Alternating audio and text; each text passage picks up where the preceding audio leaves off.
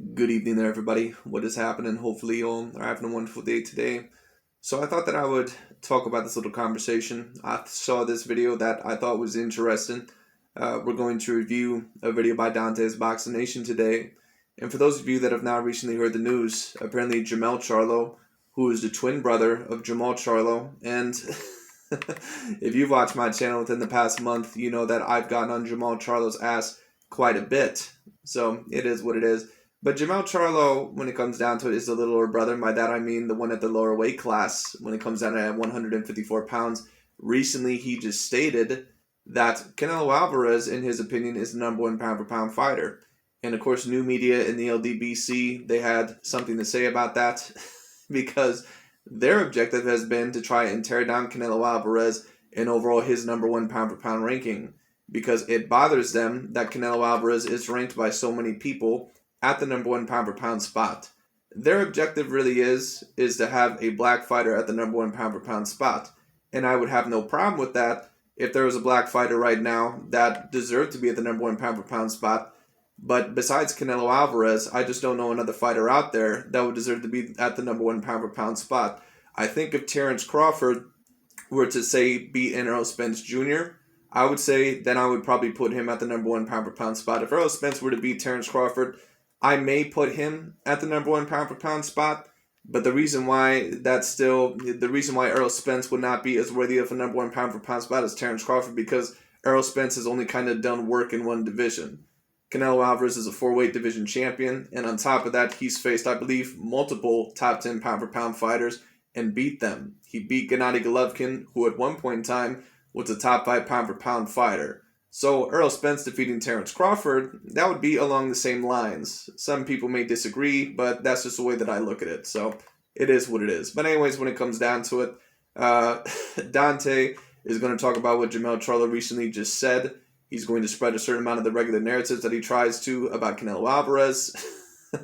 Let's see what he has to say.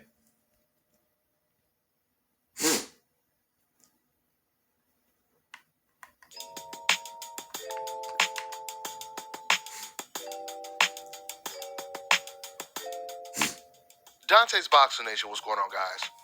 So recently, Jermell Charlo, he just said that Canelo Alvarez is pound for pound the best fighter in the world. And the first thing I want to say is, in response to that, I agree with him. He is definitely pound for pound the best fighter in the world against European Caucasian fighters. I mean, I give it to him, man. Canelo Alvarez is the European assassin. There's no doubt about it. Now, And here we go with Dante trying to spread the narrative. Well, Canelo Alvarez is facing these weaker Caucasian fighters when it comes down to it. Listen, let me just say this again, because I've said this a multitude of times in my videos. When you take a look at Billy Joe Saunders, when you take a look at Caleb Plant, those are the two fighters that Canelo Alvarez apparently is going to face next to unify the super middleweight division. Now, of course, what new media in the LDBC will try to tell you, they'll try to tell you that overall, these are weak champions at these divisions. Well, are they really? Because when we take a look at Billy Joe Saunders and Caleb Plant, they pretty much have the same credentials as a Demetrius Andrade, as a, Jermell Charlo, and as a David Benavidez. Those are the fighters that the LDBC new media love to allege that Canelo Alvarez is avoiding. And let me tell you this, excuse me, I don't think that there's 100%, I don't think they're 100% incorrect about alleging that Canelo Alvarez is maneuvering around certain opponents. I think that Canelo Alvarez at certain times in his career maybe has maneuvered around certain opponents. But the problem is this, Canelo Alvarez is still facing A-class fighters. And he's facing fighters that are pretty much on the same level as a David Benavidez, as a Demetrius Andrade, as a Jermell Charlo. Some people would disagree, some people may not like that. But when we take a look at Billy Joe Saunders, when we take a look at Caleb Plant, they're pretty much on that same level. And many people may disagree. But when it comes down to it, and I've had a certain amount of people tell me, oh, you don't know what you're talking about, you haven't done enough research, did you see Billy Joe Saunders against Akavov and all that stuff? Yes, I've seen it. I'm not saying that Billy Joe Saunders and Caleb Plant have always had very stout performances. I'm not saying that they've always had great A-class performances. There's been certain fights to where they've been shaky in. But why are we going to sit here and pretend like Demetrius Andrade and Jermell Charlo look perfect in every fight. Jermell Charlo had like a 7 rounds to 5 fight with Matt Korobov a couple of years ago. I don't know if they just forgot about that or if they've swept that under the rug, but that happened. He also had a little bit of a tough fight with Brandon Adams. These are C-class fighters. Well, Matt Korobov maybe has better boxing ability than what his record gives off, but Matt Korobov just cannot stay uninjured, so it is what it is. And to be honest with you, Matt Korobov, even when he was undefeated and not injured, he got knocked out by Andy Lee. So Matt Korobov, to me, has never really been an A-class fighter. Really, probably never even been a B-class fighter, but it is what it is. Anyways, when it comes down to it, bottom line is this. Canelo is facing elite fighters. Now, of course, the Avni Yildirim fight is not an elite fight, but Billy Joe Saunders is an undefeated 2-weight class champion, okay? On top of that, he's highly skilled, and he has a better resume, probably than what both Jermell Charlo and Demetrius Andrade would have. Well, he probably has along the same lines as a resume in terms of Jermell Charlo. They both certainly have a better resume than Demetrius Andrade. So it is what it is. Unpack everything that Jermell Charlo said, or the one thing that he said about Canelo Alvarez. I want to stick with this for a second.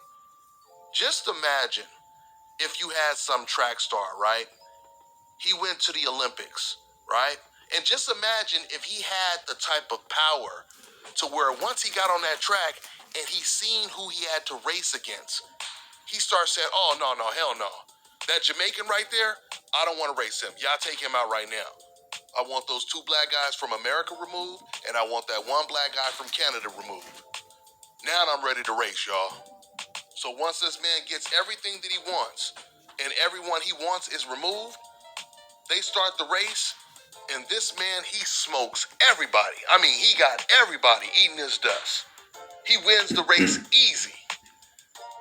Now, would you say that that man is the fastest man in the world? Absolutely not, right? Who is USAA made for? It's made for him, a veteran who honorably served. And it's made for her. She's serving now. We also made USAA for military spouses and their kids. Become a member. Get an insurance quote today. Right. This is exactly what Canelo Alvarez is doing. Not really. And a certain amount of people may not like that. What Canelo Alvarez is doing is that he's facing fighters. Excuse me. Sorry. Anyways, what Canelo Alvarez is doing is that he's facing fighters on a very similar level to Demetrius Andrade and Jermell Charlo and David Benavidez. And let's not forget, one time Dante's Boxing Nation and the LDBC New Media, they were also trying to allege that Canelo Alvarez was avoiding a Billy Joe Saunders. Listen, some people may wonder why they criticize Canelo Alvarez so much, especially within the past couple of years. It's the same reason why they criticize Vasyl Lomachenko. They all have the same objective. Even though the LDBC and New Media do have a little bit of differences, they all do have the same objective. And that is to have a black fighter as the number 1 pound-for-pound fighter. Once again, I have no problem with a black fighter being the number 1 pound-for-pound fighter. But there is no black fighter right now that is the number 1 pound-for-pound fighter. And a certain amount of people may disagree, but it is what it is. I can't have Terrence Crawford there because Terrence Crawford has no definitive A-class wins in his career. He has nowhere near the resume that a Canelo Alvarez has. I can't put Errol Spence there because Errol Spence, although he does have an A-grade resume, he has nowhere near the accomplishments as a Terrence Crawford or a Canelo Alvarez. Now, I still do put him above a Terrence Crawford on my pound-for-pound list. But that's because when it comes to Terrence Crawford and Errol Spence Jr., off of my 4 categories, I think Errol Spence has an A grade in every single category. Terrence Crawford, I think that he has an A grade in every single category besides the resume. And resume to me is the most important category. Because how great of a fighter are you, really, if we've never seen you against A-class fighters? We've seen Errol Spence against repeated A-class fighters, and I've seen him dominate them. Like Danny Garcia, Sean Porter, Kell Brook. Well, he didn't always, completely wash the floor with them or anything, or wipe the floor with them. But he clearly won. So it is what it is. He's choosing who he wants to race against, but he's purposely removing the fastest guys on the track. Oh, sure, he keeps the guy from Germany. Oh, sure, he keeps the guy from Poland. He's got no problem racing a guy from Bulgaria. You know why? Because these slower guys makes Canelo Alvarez look like he's the fastest man in the world. I mean, I want to make this very clear. The last time, Yes, Dante, but it would be a little bit different if Canelo Alvarez was refusing to ever face elite Latino or elite black fighters. Canelo Alvarez has fought elite black fighters in the past and has beat them. The only fighter that he's never beat in his career was a Floyd Mayweather Jr.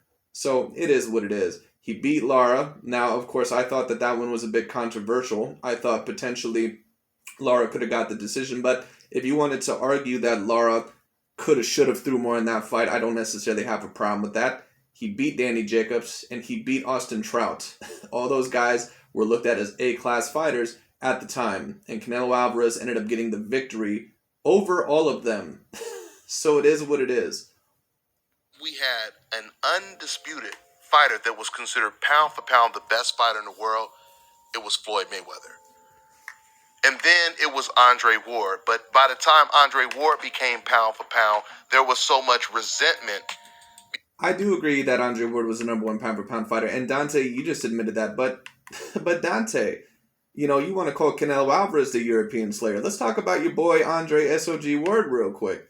How many elite black fighters did Andre Ward fight in his career? Or elite Latino fighters did Andre Ward face in his career? You know, Dante tries to give you this spiel that the Caucasian fighters, well, you know, Canelo shouldn't receive as much credit for facing these Caucasian fighters because they're not as dominant as the black fighters or the Latino fighters. And that is true. Usually the Caucasian fighters in boxing are not as dominant as the black fighters or the Latino fighters.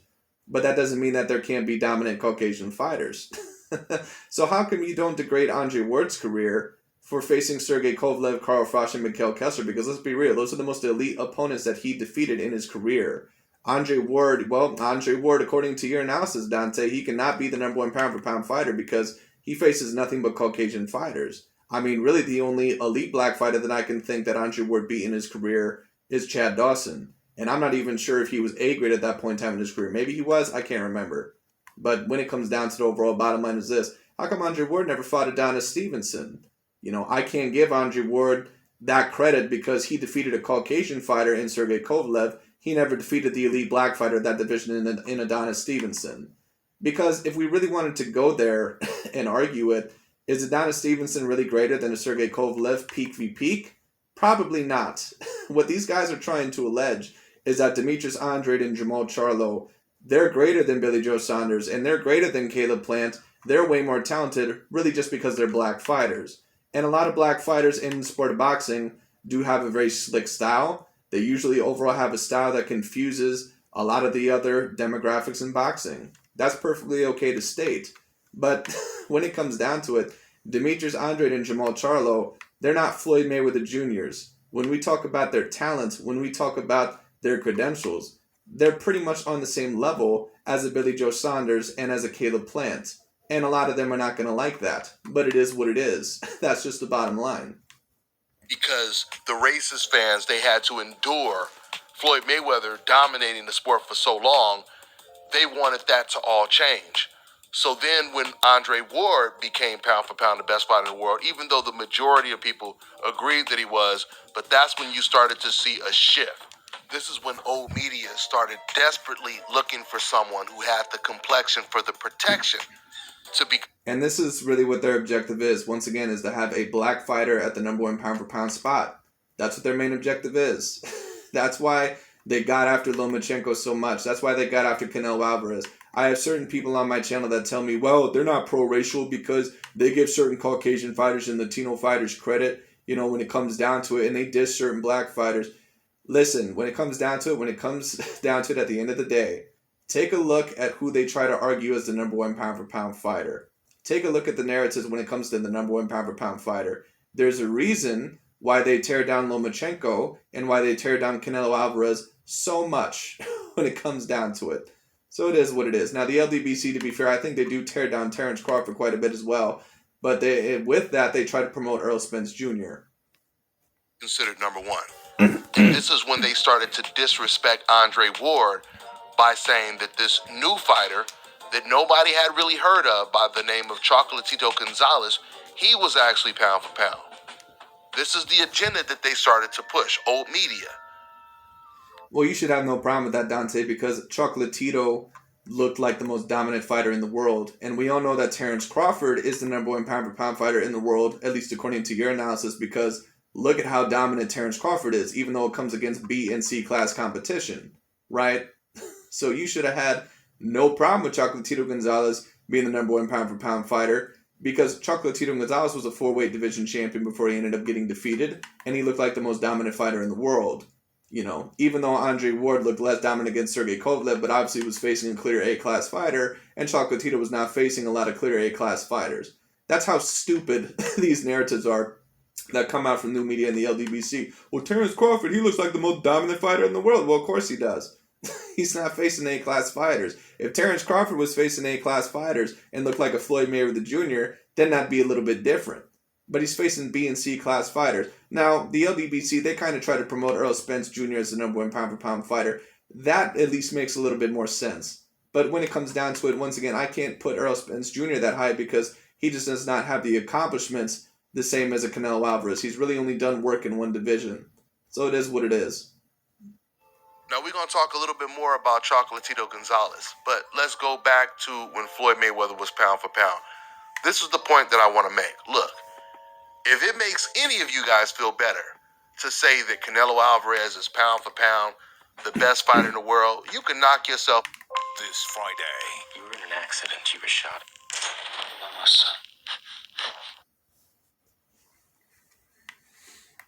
out and say it. But I'm telling you right now. Well, I'll say it because it's the truth. There's no other fighter that's the number one pound-for-pound fighter right now other than Canelo Alvarez. And you can cry about that all day long, but that's the bottom line. Unless Terrence Crawford faces some A-class fighters pretty soon, he's not going to be the number one pound-for-pound fighter. Now, if Errol Spence probably becomes a 2 or 3 weight division champion, let's say he beats Jermell Charlo and still ends up undefeated, I think Errol Spence Jr. would have a pretty good argument for the number one pound-for-pound spot. He especially would have a very great argument if he became a 3 weight division champion and went up to middleweight and became a champion there, ended up defeating a Demetrius Andrade or a Jermell Charlo, something like that. Let's say if those fights were to happen, then he certainly would, have a great argument for the number one pound-for-pound spot. I think Errol Spence Jr. and Terrence Crawford, they're not that far behind Canelo Alvarez, but they still have to be behind him because they just don't have the same credentials as a Canelo Alvarez. Even if you did say that he's pound for pound the best fighter in the world, you would have to admit Canelo Alvarez is the only fighter that has ever been called pound for pound the best fighter in the world that is openly telling you he doesn't want to fight Mexicans. He's openly not fighting undefeated black champions or mandatories. And that's overall that's what Dante just did. See the spin that he said? Undefeated black champions. Because once upon a time, the narrative was that he won't fight elite black fighters. But then he fought Danny Jacobs. And then what was the narrative when he fought Danny Jacobs? Oh, well, he fought Danny Jacobs off a not very impressive performance. Once again, the narrative that they're trying to promote is that Canelo Alvarez is only facing fighters off of bad performances. Well, first of all, if we really want to go there, Danny Jacobs has never looked 100% A+ in a lot of his bigger performances. Danny Jacobs has always looked a little bit shaky. But once again, let's just not sit here and pretend, because I have certain people that come on my channel, they tell me, well, did you see Billy Joe Saunders in the Akavov fight? And did you see this fight? Did you see this fight? Yeah, I've seen those fights. My question would be this to you. Did you see Demetrius Andrade in his last fight against Liam Williams? Did you see him against Vanes Martirosyan? Did you see him against Jack Colque? That split decision that he had several years ago where he nearly lost that fight? Did you see those fights? Did you see Jermell Charlo against Matt Korobov and Brandon Adams? People are trying to act like Jermell Charlo and Demetrius Andrade, that they just are constantly putting up these A+ performances. Once again, Jermell Charlo and Demetrius Andrade, they look pretty much just as impressive as a Billy Joe Saunders, as a Caleb Plant, as a Callum Smith, pretty much along these lines. I would say Callum Smith is probably below all those guys, but when it comes down to it, Callum Smith, he's not too far behind them. It is what it is. And he specializes in fighting Caucasian European fighters. In the last interview that Canelo did with Brian Custer. You know who else specialized in facing Caucasian fighters, Dante? Andre Ward. But you placed him at the number one pound-for-pound spot. So let's just ask ourselves this question. Does Dante really believe that the Caucasian fighters are 100% weaker? Or is it just because Canelo Alvarez is not a black fighter that he's basically saying that the Caucasian fighters are weaker? Because let's ask ourselves this question. When Terrence Crawford, the fighter that new media tries to promote as the #1 pound-for-pound fighter, at least Aki TV, Dante's Boxing Nation, and Boxing Ego, that's who they try to promote as the #1 pound-for-pound fighter when it comes down to the overall. Has Terrence Crawford fought any elite Latino or elite black fighters in his career? How many A-class fighters can we say that Terrence Crawford has fought? Really, not even just, Latino and black fighters. How many elite A-class fighters can we say that Terrence Crawford really faced in his career, period, point blank? Is Victor Postal an A-class fighter? If he is, he's an A- fighter. He's not an A-plus fighter. Yuriorkis Gamboa, is he 100% an A-class fighter? I would say more than likely he is, but I wouldn't rank him as an A-plus fighter. It is what it is. So, out of Terrence Crawford's whole entire career, he's getting up there close to 40-something fights, or he's getting close to that 40th fight mark. He has fought, debatably, 0 A-class fighters. Ryan was asked, and I'll say this again, you cannot be the #1 pound-for-pound fighter when you have never faced even one top 10 pound-for-pound fighter. All the more recent top 10 pound-for-pound fighters have at least fought one top 10 pound-for-pound fighter. I don't care who it has been. Vasyl Lomachenko fought Guillermo Rigondeaux. Earl Spence Jr. fought Mikey Garcia.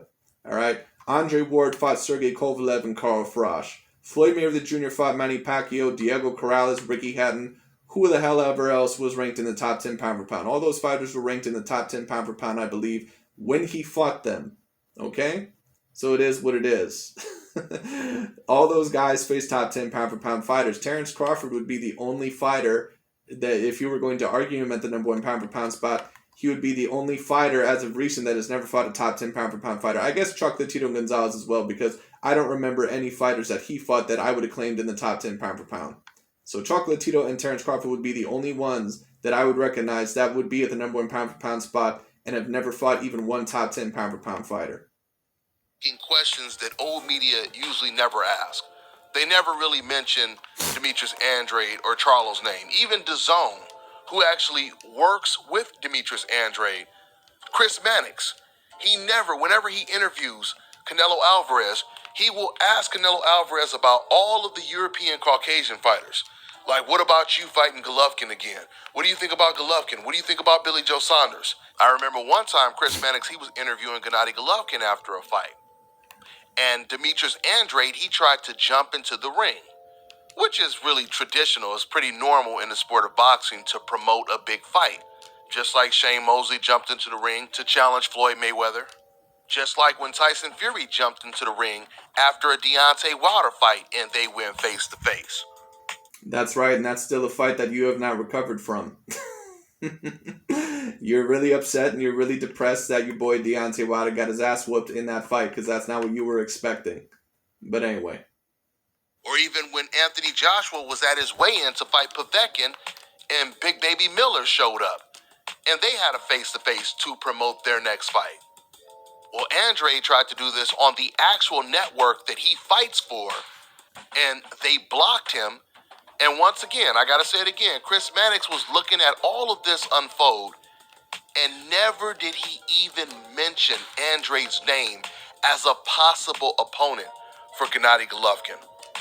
Sure, he mentioned Canelo. And I agree with you to a degree, Dante, that there are some double standards against black fighters. I'm not going to completely deny that. But when it comes down to what that means then for Jermell Charlo and Demetrius Andrade is that they're going to have to work a little bit harder to get that Canelo Alvarez fight. And if that means fighting each other, then that means fighting each other. We all know that Jermell Charlo's not serious about facing any of these top contenders.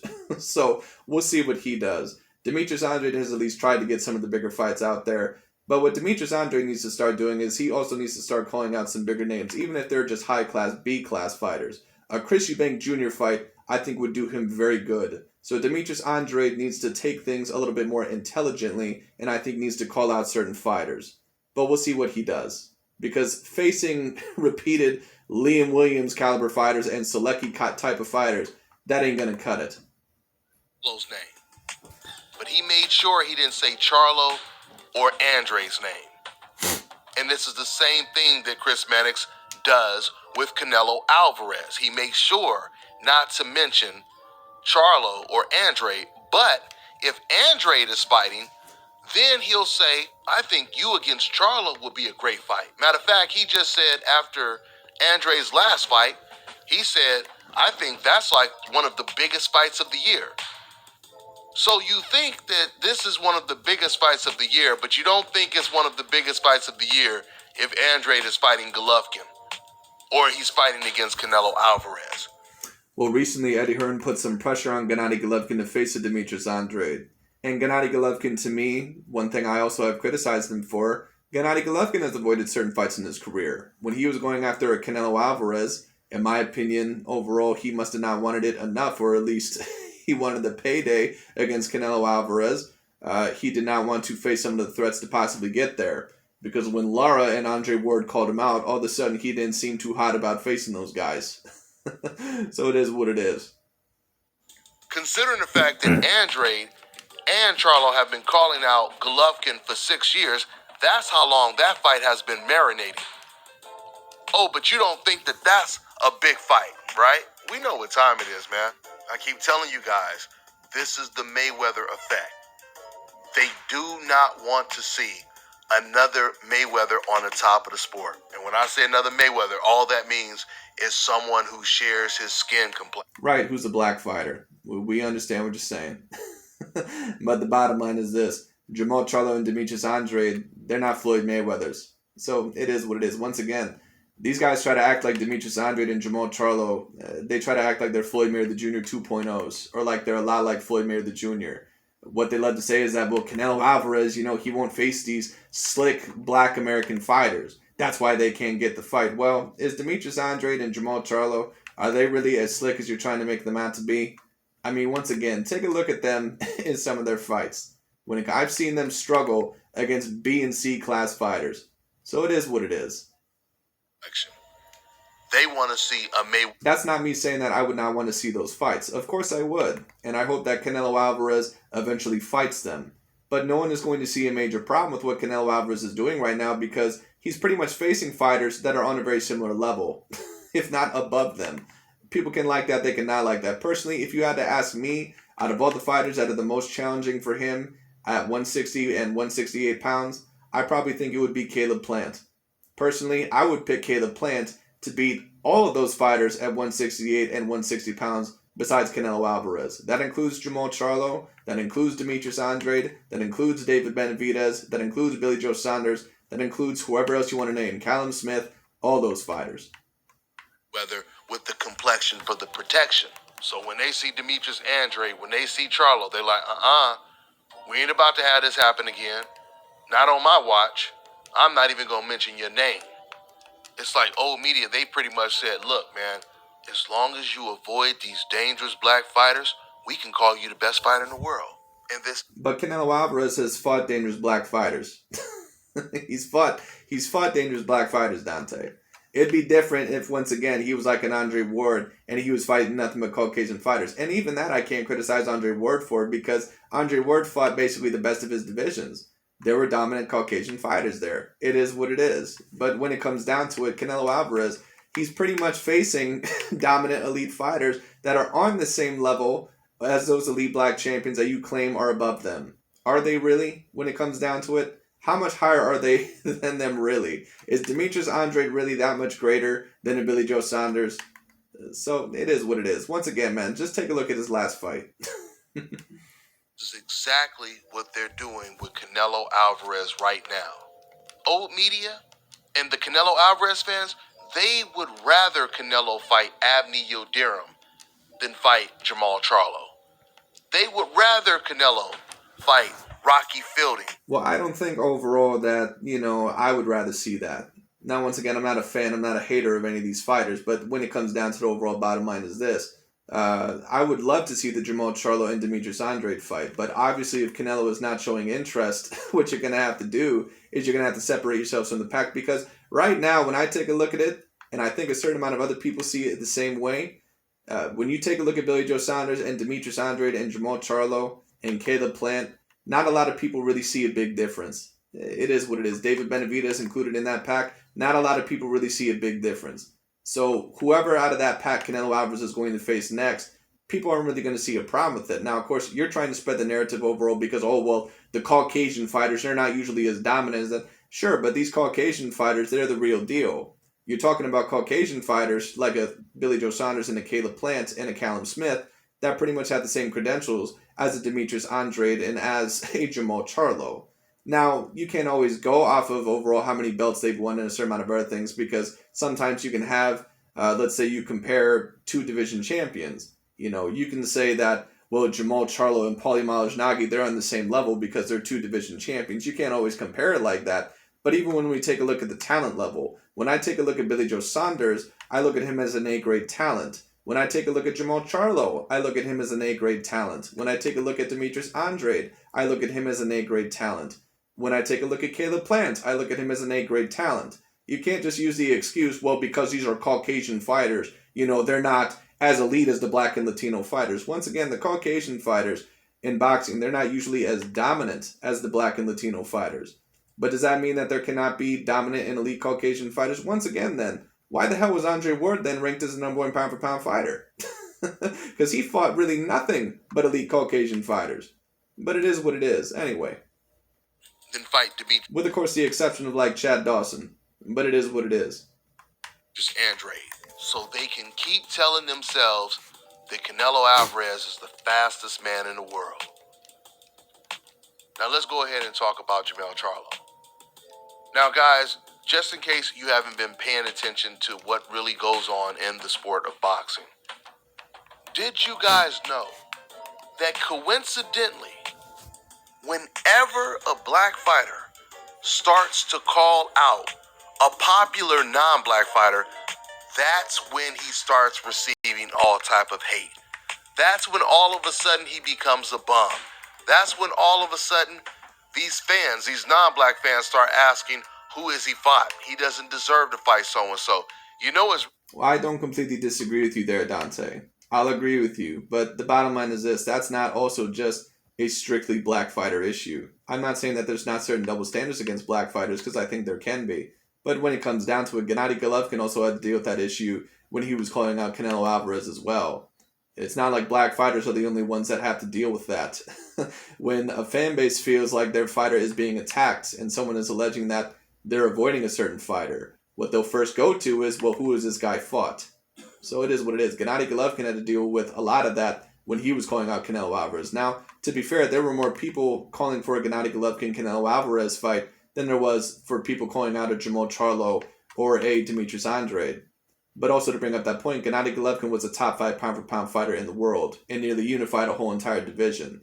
So Jermell Charlo and Demetrius Andrade, if they want that Canelo Alvarez fight, they're going to have to put in a little bit more work, because it seems like Canelo Alvarez is not 100% interested in facing them for whatever reason. If you think it's because he's scared, then it's because you think he's scared. But the bottom line is this. He's facing fighters that are on a very similar level to those guys. So no one is going to really see a problem with it until Demetrius Andrade and Jermell Charlo separate themselves from that pack. So we'll see what happens. Really sad when, if you were to hear two people talking about boxing and you didn't know who they were talking about, and you just heard one person say, who is that guy fought? You already know he's going to be talking about a black fighter, right? So these fans don't have a problem with them until they start calling out fighters that these fans actually like. Why? Because obviously they feel that that black fighter is a threat to one of their favorite fighters. This is exactly what happened when Jermell and Jermall started to call out Canelo Alvarez and Demetrius Andrade. This is just my opinion, especially with the Charlo brothers, if they were to face Canelo Alvarez. And I do believe that Jermell Charlo versus Canelo Alvarez will happen eventually within the next couple of years. That's personally what I believe. But when it comes down to what I'm going to say is this. I think that when Jermell Charlo versus Canelo Alvarez happens, I think a certain amount of the people that have been supporting Jermell Charlo and trying to spread this narrative that Jermell Charlo has this great chance of beating Canelo Alvarez, I think they're going to be quite surprised at how easily Canelo Alvarez is going to be able to outbox him. Because when I take a look at Jermell Charlo, to be honest with you, out of all the opponents that Canelo Alvarez could potentially face at 160 and 168, when we talk about elite fighters that are in their prime, Jermell Charlo might be the most tailor-made for Canelo Alvarez. Demetrius Andrade, when it comes down to it, is a little bit different, because at least he has a little bit of that slick style. He's tall. He's got a decently long reach for the division, I guess. I think he has like, what, a 73-inch reach? Not overtly long, but longer than, regular for those divisions. So it is what it is when it comes down to it. So it is what it is. But Jermell Charlo, when I take a look at him, I just see the same faults that I've always seen with him. I think that he had a very impressive performance against Sergey Derevyanchenko. But with that being said, I still seen a certain amount of the same faults. Runs into certain shots, can get countered, isn't the fastest with his feet, when it comes down to it. Doesn't move his head, does not have A-grade head movement. I'm not saying that he doesn't move his head, but overall does not have A-grade head movement. It is what it is. These are the faults that I see with Jermell Charlo. And you're trying to allege that Jermell Charlo is just so much better than a Billy Joe Saunders or Caleb Plant. To be honest with you, I'm not sure if Jermell Charlo would beat either of those fighters. I would bet money probably for Caleb Plant to defeat him. Billy Joe Saunders versus Jermell Charlo, that'd be a 50-50 fight. A lot of people don't realize this, but even with Jermell saying that Canelo is pound for pound the best now, Jermell Charlo was aggressively calling out Canelo Alvarez at 154 along with his brother. And like I said, these Canelo Alvarez fans, they despise Jermell and Jamal when they wanted to fight Canelo Alvarez. But the funny thing is, by way of contrast, when David Benavidez started to aggressively respond to Jermell Charlo, and he said he really wanted to fight, black fans were celebrating that David Benavidez was willing to fight Jermell Charlo. In fact, black fans in my comment section, they were filling it up, saying, man, I'm down up. You can essentially buy, sell crypto thousands of times. A big David Benavidez fan because he's got heart. He's willing to fight Jermell Charlo. He's calling out Jermell Charlo. He's calling his bluff. These were the type of comments that we seen. I didn't see one single black fan saying, oh man, David Benavidez is a bum. Who has he fought? He doesn't deserve to fight Jermell Charlo, etc., etc. And I agree to a certain degree. And the LDBC and new media, some of them criticized Jermell Charlo. Some of them also came out with excuses saying, oh, well, you know what? Jermell Charlo, he hasn't fought in a while. We need to see what his next fight is after the Juan Macias Montiel fight. We need to see his fight after that. Then we'll know if he's avoiding certain fighters. Once again, it's very clear to me that Jermell Charlo is not serious about taking a lot of these top contenders. But he might actually be trapped in a corner to face Demetrius Andrade. So we'll see what happens. One comment like that. And that right there is what you call a boxing fan. Those people that start hating on Charlo for doing what he's supposed to do, hating on Andrade for doing what he's supposed to do, which is go after the best fighters, those are what you call race fans that don't even have enough confidence in their own favorite fighter to beat the guy that's calling their favorite fighter out. You see, when it comes to Jermell and a lot of these black fighters, the truth is they don't pay attention or understand racial double standards that exist in the sport of boxing. A lot of them think, oh man, all I have to do is win impressively, get some knockouts, and everybody is going to love me. This is exactly what Keith Thurman used to think. I remember Keith, he used to diss Floyd Mayweather all the time, and you could tell he thought dissing Floyd Mayweather was going to get him a whole lot of points from the fans. He used to always say stuff like, yeah, man, I get knockouts. See, I'm not boring like Floyd Mayweather, etc., etc. Man, he thought that people was eating that up, and all of a sudden he was going to be the fans' favorite. And I remember this like it was yesterday because I was there covering the fight. Keith Thurman was at the weigh-in to fight against Robert the Ghost Guerrero out in Las Vegas. And man, I remember that fight that was yesterday. That was one of the worst ass whoopings that I had seen. Robert Guerrero, he never ended up being actually an A-class fighter. I remember that fight. Keith Thurman pretty much whooped that dude's ass. Anyway. I remember when Keith Thurman, he stood on the scale. It was like a crowd, majority Mexican. And they just rained booze on him. And I will never forget the look of shock in Keith Thurman's face. He could not believe they were booing him. He didn't understand what was going on. Once again, he's not believing the racial double standards that exist. So, you're mad because the Latino fan base or the Mexicans or whoever they were, you're mad because they were cheering for Robert Guerrero, because they were cheering for their own. Shit, Dante, I could have told you that they were not going to cheer for Keith Thurman over Robert Guerrero. That's just common sense. You know, people stick with their own. I don't have a problem with people. You know, I always say pro-racial, and a certain amount of people ask me the question, well, is it really a bad thing if someone is pro-racial standing by their own? When I say pro-racial, let me overall explain. When I say pro-racial, I don't mean people that are standing by their own demographic or support their own demographic. That's not what I'm talking about. I'm talking about someone overall who is racially biased, and meaning that you're not going to give a logical and objective analysis just because you're racially motivated.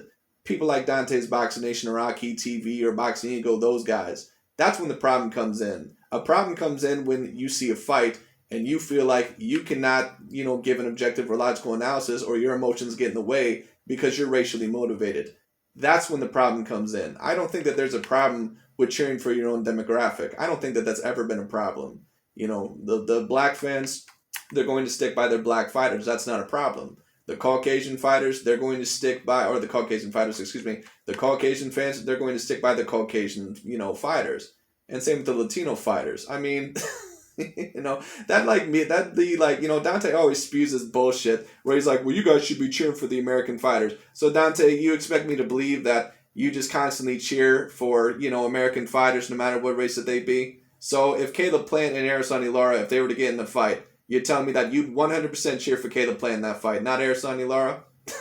like, come on, man. It is what it is. Let's stop the bullshit. It is what it is. You cheer for black fighters, and I have no problem with that. The problem that I have overall with certain channels like these is that they're very racially biased. That's when the problem comes in. All right? But people stick with their own. There's really not a problem with Latino fans or Mexican American fans or Mexican fans sticking by Robert Guerrero over Keith Thurman. I mean, shit, I could have told you that they were going to do that. It is what it is. Right? He's thinking, oh, man, I'm getting knockouts, and, hey, they hate Floyd. They're not going to hate me. He was getting knockouts, and he was still getting booed. I don't know if he thought the light skin, the iced tea skin complexion was going to save him or whatever. But he found out that when it came to him fighting against a Mexican fighter, he was just as black as the darkest black man. That's how they seen him. And it's funny I mentioned Floyd Mayweather because Keith Thurman, he thought he was going to get some points from these non-black fans by hating and dissing Floyd Mayweather. And Jermell Charlo recently, he thinks the same thing, which don't get me wrong. You will get some kind of points for dissing Floyd Mayweather. But there is a distinction from liking something that someone said and liking the actual person. When I agree with that. you as a fan genuinely like the person, you probably don't care what he says. If it's good or bad, you're still going to like him. You don't care what he does because that's what fans do with Canelo. I really don't give a shit what these fighters say when it comes down to the overall, unless I think that they're avoiding certain fights. So it is what it is. Now, what they'll try to allege is that Canelo Alvarez is avoiding certain fights. And let me tell you this, Canelo Alvarez has said some certain fishy things. There has been some things in the past where he said, well, I don't like his style. And usually what that translates to is that I don't want to fight that guy because he has a very tough style for me. Canelo has said certain things like that in the past. But when I take a look at Canelo Alvarez's actions, he's facing A-class fighters. And that's the problem. So I can't really have a problem with what Canelo Alvarez is doing right now because Billy Joe Saunders is one of the tougher fights that he could possibly take right now. And it would be the same thing if he fights Caleb Plant. Canelo can say whatever he wants. They don't care. They're going to defend it. That's when you like someone. But once again, going back to Keith Thurman, when he starts dissing Floyd Mayweather, that's when these same fans only like what the person said. And see, Jermell, he understands this. He's thinking once again the way Keith Thurman was thinking before. Jermell, he found out a couple weeks back. You remember when Jermell Charlo, when he got mad at his brother and it got personal, and he started saying stuff like Jamal is ducking Canelo Alvarez. He's seen the way the Canelo Alvarez fans reacted. They love that. So basically what you're alleging, just like I predicted, and what a certain amount of the other channels are alleging, at least the ones that are like New Media and the LDBC, what they're alleging is that Jermell Charlo is basically a sellout, that he's selling out his brother, Jermell Charlo, and calling Canelo Alvarez the number one pound-for-pound fighter just to get validation from the Caucasian fans and the Latino fans. That's a pretty huge accusation. But anyway. Jermell Charlo, he started thinking a lot of these racist fans, oh wow, they really starting to like me because I said something about my brother that they really wanted to hear. So once he got a taste of that. So then what are you saying about Jermell Charlo's character? That's a pretty big accusation. You're saying that really he's going to sell out his brother in order to get validation from the Caucasians and Latinos. That's what you're saying, really, when it comes down to it. So you're really alleging a very huge accusation against Jermell Charlo. Then later on, because the whole thing is with him obviously being Jamal's twin brother, they were completely trashing Jermall because once again, Jermall, he's the one that wants to fight Canelo Alvarez. So they were completely trashing. Yeah, allegedly Jermell Charlo wants to face Canelo Alvarez, but he's not willing to take any of the big fights to get there. So how serious are you in taking that fight? I think Jermell Charlo maybe wants the Canelo Alvarez fight, but I think overall that he wants basically that meal ticket. I think that he wants that lottery ticket, that money that's going to come with it. And I don't think that he's willing to take any of the risks to possibly get to a Canelo Alvarez fight. I think he wants it now.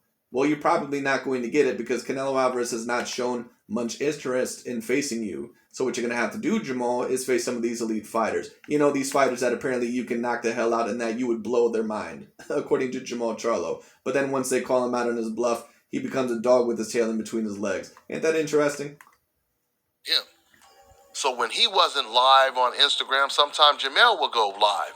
And just because he's... All right, girls, let's go. Let's go. Come on, lady. associated with his brother, they would start trying to hate on him. And I remember Jermell, he was like, whoa, wait a minute, man, that's my brother. That ain't got nothing to do with me. He was trying to distance himself from his brother. He was basically saying, I like Canelo and et cetera, et cetera, et cetera. And he was getting a lot of points from that. And he's seen it. And that's when he said, wait a minute, they really like this, me saying good stuff about Canelo Alvarez. I'm not getting no more racist comments in my comment section. I don't see too much hate. This is really working.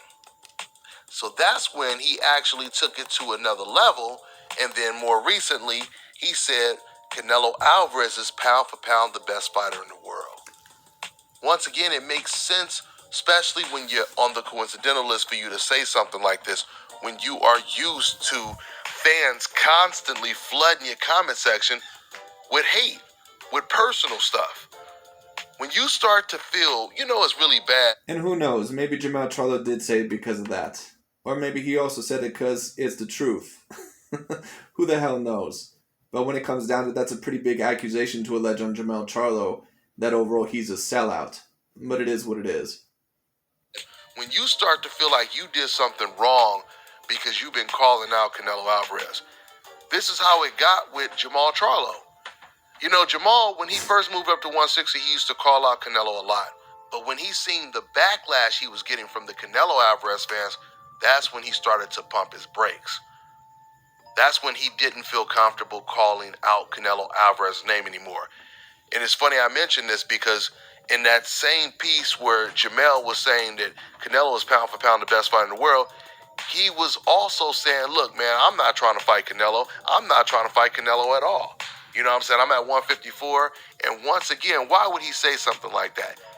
You get points from the fans, the Canelo fans. That's what the Canelo fans want to hear. They want to hear you say, you guys don't have to worry about me, because that's pretty much what Jermell was saying. Listen, I know you don't want me and my brother to fight Canelo. I got good news for you. I'm not trying to fight him. Right? Well, I hope that he doesn't try to fight Canelo. Because Jermell Charlo has even more faults in his style than a Jermell. And I think Jermell's just a little bit too naturally small for Canelo. There's a bunch of people that say that, Jermell Charlo and Jermell Charlo would be great fights for Canelo. I think a Jermell Charlo, if I give Jermell Charlo against Canelo Alvarez, to be honest with you, I give him about a 10 to 20% chance against Canelo Alvarez. I give his brother, his bigger in size brother, Jermell Charlo, I give him maybe about a 30% chance against Canelo. Jermell, in my opinion, would have no chance against Canelo. you know, I personally, that's not a fight that I would want to see. Now, the Jermell Charlo fight, that is a fight that I want to see because that's pretty much on the same level as a Billy Joe Saunders. But it is what it is. Right? And that's making these Canelo Alvarez fans happy. But once again, you start calling him out, then all of a sudden you're back to being a bum. Who did you fight? Et cetera, et cetera, et cetera. I mean, you guys remember when PBC announced all the fights that they were going to have? In my comment section, there were tons of Canelo fans that was completely trashing the Jermell Charlo fight, which is a really, really good fight.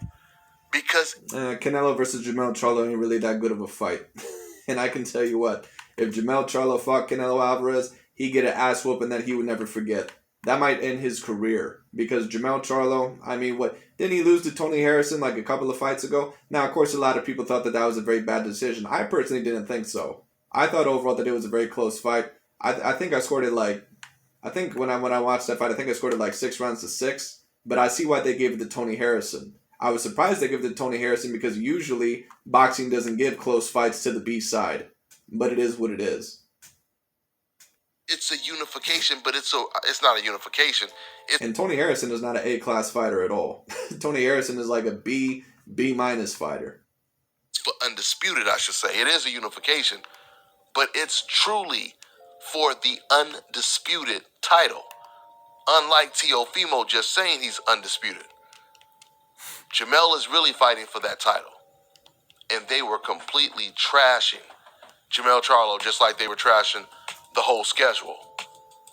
But wait, as soon as Jermell Charlo, he says that Canelo is pound for pound the best fighter in the world, once again, it goes back to I like what you say until you say something else that I don't like. This is the pressure that's on black fighters when they're on social media and they're trying to get acceptance. They're trying to find the right things to say to be accepted. That's why it doesn't surprise. Right, but is he really doing that overall to sell out his brother and to be accepted, or is he saying it overall because he thinks Canelo Alvarez is the #1 pound-for-pound fighter in the world? I mean, because either way, if you even actually thought Jermell Charlo was telling the truth, I know what you were going to say anyways. So it is what it is. That's really the question. Is Jermell Charlo doing this to get acceptance, or is he saying it because it's the truth? Surprise me when all these black fighters are dealing with so much hate, and then they come out and say, hey man, Canelo Alvarez is pound for pound the best fighter in the world. It doesn't surprise me. Black fighters have always been doing this. Once again, when Andre Ward was clearly... So how many of the black fighters recently have you heard call Canelo Alvarez the #1 pound-for-pound fighter in the world? I haven't heard many of them say that. So, you know, this narrative that you're trying to push. And I don't think that you're completely wrong. I don't think that you're, completely wrong about that. But when it comes down to it, I've not heard many black fighters come out and say that they believe Canelo Alvarez is the #1 pound-for-pound fighter in the world. In fact, I've heard a certain amount of them say that Canelo Alvarez has avoided black fighters, like when Terrence Crawford said that. So it is what it is. Pound for pound the best fighter in the world. All of a sudden, old media said, move over, Andre Ward. Now, Chocolatito Gonzalez. Andre Ward, you mean the European Slayer?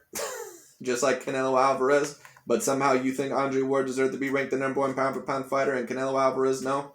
Interesting. Is #1 the best fighter in the world. And guess what? You had fighters like Floyd Mayweather. He was saying that Roman Gonzalez was the best fighter in the world. Roy Jones. Me and Roy, we had a debate about that. Well, Dante, once again, you should have no problem with Chocolatito being the #1 pound-for-pound at the time because we all know, according to you, it's about who's the most dominant when it comes down to the overall. And Chocolatito at the time was undefeated, a 4-weight division champion, looking like the most dominant fighter in the world. Because as we all know, this is according to Dante, it doesn't really matter about the competition that you're facing as long as it's dominance. Now, he'll say that the competition matters when it doesn't come to the fighters that he's trying to promote when it comes to Canelo Alvarez. But when it comes to Terrence Crawford, he's fully okay with him facing an Aegis Velasquez and a Jose Benavidez. B and C class fighters.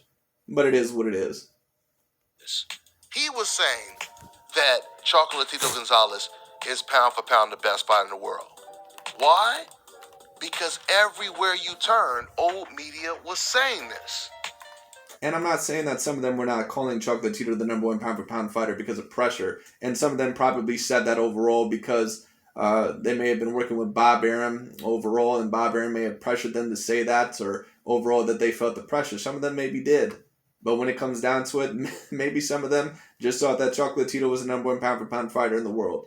Just like when some black fighters today call Canelo Alvarez the number one pound-for-pound fighter, maybe it's because they actually believe he's the number one pound-for-pound fighter.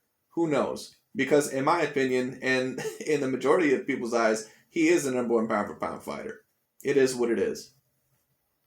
Old media could have said anybody was pound for pound the best fighter in the world. And you would have had a lot of people just saying it because that's the popular choice. So this is why Jermell and other black people will say Canelo Alvarez is the best fighter in the world. Don't get me wrong, I'm not trying to say there's no black person that doesn't believe it.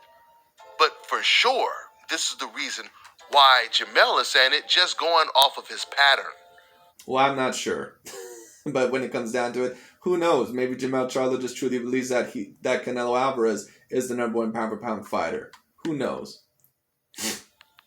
But once again, for me, it doesn't matter who says it, because the facts are irrefutable. Once again, if you want to say he's pound for pound the best fighter in the world, you would have to admit Canelo is the first to become a star and be considered pound for pound by anyone by basically losing the most important fight of his career, which was against Floyd Mayweather. That's great, but Floyd Mayweather Jr. was the number one pound-for-pound fighter. It's not like it's a Jermell Charlo situation and he lost to a B-class fighter. Like, that'd be completely different. Canelo Alvarez, the only official loss in his career is against the number one pound-for-pound fighter. So that's the problem. He would be the first pound-for-pound champion to only fight white, Caucasian, European fighters. Well, that's not true, because we've seen Andre Ward become the number one pound-for-pound fighter off of pretty much beating the dominant European Caucasian fighters in those divisions, and really had fought no elite black fighters. Because I don't know how many elite black fighters there would have been, or elite Latino fighters there would have been at 168 and 175 at the time. But overall, Andre Ward could have fought Adonis Stevenson. How come you don't criticize Andre Ward for not facing Adonis Stevenson? Does he deserve less credit because he faced Sergey Kovalev instead of Adonis Stevenson? Because we all know in every situation, this is according to Dante, that Caucasian fighters can never be greater than black fighters or Latino fighters. That's the narrative overall that Dante's trying to push. At least with Canelo Alvarez. And Dante don't truly believe that shit. Don't let him fool you. But when it comes down to it, that's just the narrative he's trying to push because he doesn't want Canelo Alvarez as the number one pound-for-pound fighter. And keep in mind, when I say he's not fighting against undefeated black fighters, I always say undefeated black champions or mandatories, and you always got someone saying, hey man, well he fought James Kirkland, he fought Danny Jacobs. Well, James Kirkland is not really an A-class fighter. So I don't really count James Kirkland. But he fought Austin Trout, he fought Erislandy Lara, he fought Danny Jacobs. It is what it is. He won all those fights. And all those guys within their prime, I mean, to be honest with you, in my opinion, a prime Erislandy Lara, he's better than Demetrius Andrade and Jermell Charlo. And a certain amount of people, they can disagree with that. In my opinion, a prime Erislandy Lara embarrasses a Jermell Charlo, and he probably would beat Demetrius Andrade. I don't think he can at this point in time, at this point in time in his career, unfortunately, because when I take a look at Lara, his legs just look gone, because he's about 39 years old. But it is what it is.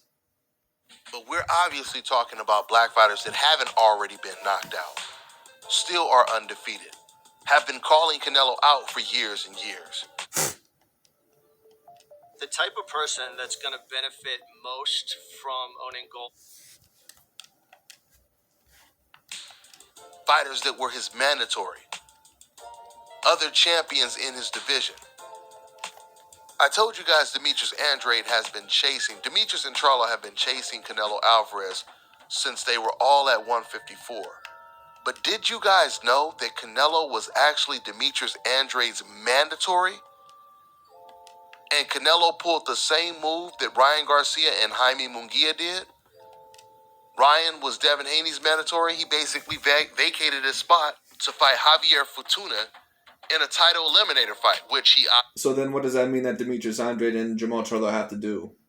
Because once again, what new media in the LDBC would try to allege or at least new media with Demetrius Andrade. The LDBC, from what I heard overall, they diss Demetrius Andrade a little bit. I've heard some of them promote Demetrius Andrade, some of them go after Demetrius Andrade. It depends on who Demetrius Andrade is going after. So it is what it is. But when it comes down to the overall, Demetrius Andrade and Jermell Charlo, what they're going to have to do is that they're either going to have to face each other or start facing bigger names to get Canelo Alvarez in that ring. Because it seemed obvious that Canelo Alvarez is not interested in facing those guys. So it is what it is.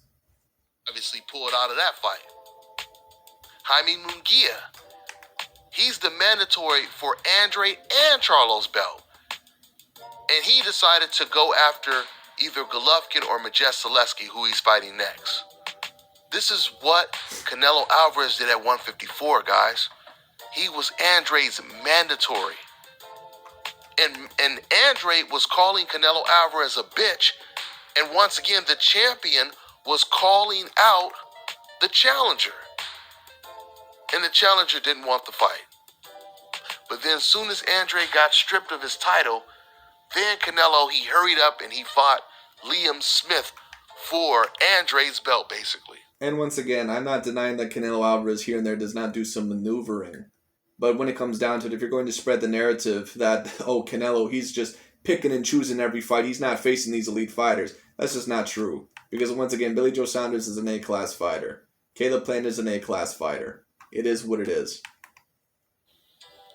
And this is the guy that you want to call pound for pound? It's not adding up. It's not making sense. Well, Dante, let's look at the guy that you call number one pound for pound, Terrence Crawford. How many elite fighters has he fought in his career? The biggest win of his career is either going to be Yuriorkis Gamboa or Victor Postal. Is that your number one pound for pound fighter? That's your number one pound for pound fighter? Canelo has beaten multiple A-class fighters in his career. He beat a Gennady Golovkin, who was a top 5 pound for pound fighter in the world at one point in time. Now, of course, what Dante tries to allege is that Gennady Golovkin was a hype job. That's what he tries to allege. I'm wondering if Jermell Charlo, if you were to lose to Canelo Alvarez, if they were to face next, because Jermell Charlo would lose the biggest fight in his career just like Gennady Golovkin did, I wonder if Jermell Charlo would also be considered a hype job by Dante. Is Jermell Charlo considered a hype job because he lost to Tony Harrison? It's interesting. Why do you call Gennady Golovkin a hype job, but not Jermell Charlo a hype job? Isn't that interesting? Anyway. Or Deontay Wilder. Because really, if we want to go there, Deontay Wilder and Gennady Golovkin's careers, they're both very similar. They both overall had a certain amount of title defenses, had great power for their divisions when it came down to the overall, but neither of them have an A-grade resume. But one is a hype job, one is an all-time great heavyweight. I don't know. You guys tell me what you think their motivations are.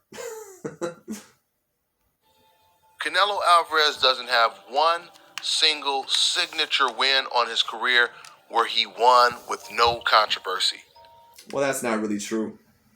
He beat Gennady Golovkin in that second match. In my opinion, there really was not much controversy there. The Lara win, there was a little bit of controversy. But the Danny Jacobs win, there wasn't any controversy. The Austin Trout win, there was no controversy. The Callum Smith win, there's no controversy. Sergey Kovalev win, there really is no controversy, obviously, because he knocked him out. So it is what it is. And, of course, what they try to say is that, oh, Sergey Kovalev was done in his career. Sergey Kovalev was not done in his career. Now, was he the same fighter that he was when he fought Andre Ward? No, but he was still an A-grade fighter. He was still one of the top fighters there. So let's not bullshit around. It is what it is. His biggest fights all ended up either in controversy or it ended up in a loss. He lost to Floyd Mayweather. Most people think he lost to Lara. The Austin Trout. I thought he could have lost to Lara, but I thought overall that Lara potentially, when I rewatched the fight, could have threw more. So you can argue that one. Fight. A lot of people thought that fight could have gone either way. No, that fight could have not went either way. If you know what you were watching, Canelo Alvarez clearly won that fight. And both of the Golovkin fights ended in controversy. Some people say Golovkin won them both.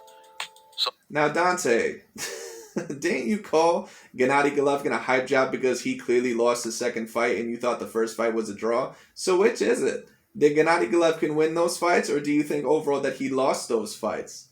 What is your opinion on that? Because when you want to tear down Gennady Golovkin, he lost those fights. But then when you want to tear down Canelo Alvarez when it favors you, all of a sudden Gennady Golovkin could have possibly won those fights. Which is it, Dante? I'm wondering. Some people say he won the last one. Some people say he won the first one. But the bottom line is Canelo has not one single signature win over an A-level opponent. That's not true. Gennady Golovkin is an A-level opponent. Callum Smith is an A-level opponent. Danny Jacobs, Austin Trout, A-level opponents. Lara, when it came down to it, was an A-level opponent. Some of them controversial, but you still have to count them as wins. It is what it is. I mean, really, if we wanted to go there once again, Deontay Wilder does not have any A-class wins in his career. But you don't hear him mention that about Deontay Wilder. Anyway. And we'll talk about Terrence Crawford, too, once again. Where's Terrence Crawford's A-class wins? I got a lot more to say on this topic, but I'm getting a little tired. It's real late out here. So I'm going to wrap this video up. But I will say this, though. There's no doubt about it. Canelo Alvarez, he has a lot of talent. He still has the potential to really be a pound-for-pound fighter. But he has to take the risk. And I don't know if he's willing to take those type of risks. That means getting in the ring with the best fighters in whatever division he campaigns at. For the last, he is getting in with the best fighters with the divisions that he campaigns at. Billy Joe Saunders, once again, I'll say it again. Billy Joe Saunders is pretty much on the same level as the Jermell Charlo, Demetrius Andre. Now, if you wanted to argue that they were slightly more talented than Billy Joe Saunders, whatever. But the bottom line is this: they're on a very similar level. And if he faces Caleb Plant is also on a very similar level. So it is what it is. Last 2 years, Canelo Alvarez was at 160. And once again, out of that whole entire pack, out of 160 and 168, I would pick Caleb Plant to beat them all. But anyway, besides Canelo, of course. Refused to fight the top guys at 160. Now he's at 168, which is a complete weak division, at least for now. Yes, it's a weak division because there's nothing but Caucasian fighters there. But it's interesting. It was not a weak division when Andre Ward unified it. Isn't that interesting? It wasn't a weak division when Carl Froch was there. It wasn't a weak division when Sergey Kovalev was, at 175. Those aren't weak Caucasian fighters, but the Caucasian fighters that Canelo Alvarez faces, they're not A-class fighters, according to Dante's Boxing Nation. But the Caucasian fighters that Andre Ward, Terrence Crawford, Floyd Mayweather fought, those are A-class fighters, guys. Come on, man. Very weak division. The most dangerous opponent in that. And if we want to talk about weak divisions, why don't you talk about Terrence Crawford unifying that C-class division at 140 pounds? I mean, let's be real. How many people are going to remember all of the names that Terrence Crawford unified at 140 pounds? Like Thomas Delorme, Julius Ndongo, and Victor Postol? Like, are you kidding me? Those are the fighters that you unified that division in? Like, come on, man. Division is like, if Canelo Alvarez unifies this division at 168, that'll be 10 times the accomplishment than what Terrence Crawford did at 140. That's just the facts. And a certain amount of people ain't going to like that. But that's the bottom line. This 168-pound division is a hell of a lot more competitive than what that 140-pound division was back then when Terrence Crawford unified it. But it is what it is. The one guy that Canelo says he doesn't want to fight, and that's David Benavidez. He's fighting against Billy Joe Saunders this weekend, and the cards are really stacked against BJ Saunders now, even more than they were before. For those of you guys who don't know, the WBC increased the levels of clenbuterol that you can have in your system. Those of you guys who don't know, that's a PED that Canelo tested positive for. Well, Billy Joe Saunders at one point in time was also caught on steroids. So it is what it is. Anyway. In the past, and he was suspended for it. When he got suspended for it, the WBC president, he defended Canelo Alvarez, and he increased the levels of clenbuterol because of the claims of contaminated meat in Mexico. So now Canelo Alvarez, he can take clenbuterol comfortably. Then you have the recent news of Canelo deciding at the very last minute that he wants the ring to be smaller, a lot smaller. And from what I'm hearing, they're installing a new ring. But we'll see what happens. 18 feet, which is supposed to be the size of... No, that's not going to be 18 feet. The ring, I believe, from what I heard overall, is going to be about 20, 22 feet, which is not bad. It is what it is. An amateur ring. According to Saunders and his father, they had already agreed way before the week of the fight that it was going to be a 24-foot ring. Now, all of a sudden, at the last minute, Canelo wants it to be an 18-foot ring. So Canelo has all of the advantages. Not to mention, BJ also having to worry about the judges. And I do agree with that. Canelo Alvarez usually does have the advantage with the judges. Now, we'll see how much of an advantage he has with the judges if this is a close fight without Oscar. Because to be quite honest with you, I think Oscar was paying off a certain amount of those judges in some of those Canelo Alvarez fights. That's just my opinion. I don't know what Oscar was giving them. I'm not sure if he was giving them some of that cocaine that he stashed away from his old stash, or if he was giving them some dollar bills. I'm not sure what he was giving them, but when it comes down to the overall, I believe Oscar De La Hoya had a hand in that. It is what it is. So it's going to be a hell of an uphill battle for European Billy Joe Saunders. We'll see how it plays out. That's all I got for now, guys. I'm on to the next one. Fellas, with MailChimp's customer... Anyways, that's really about it for this video. I just thought that I would review that because I found it very interesting. But that's really about it for today. Thank you so much for watching. I'll talk to you all later.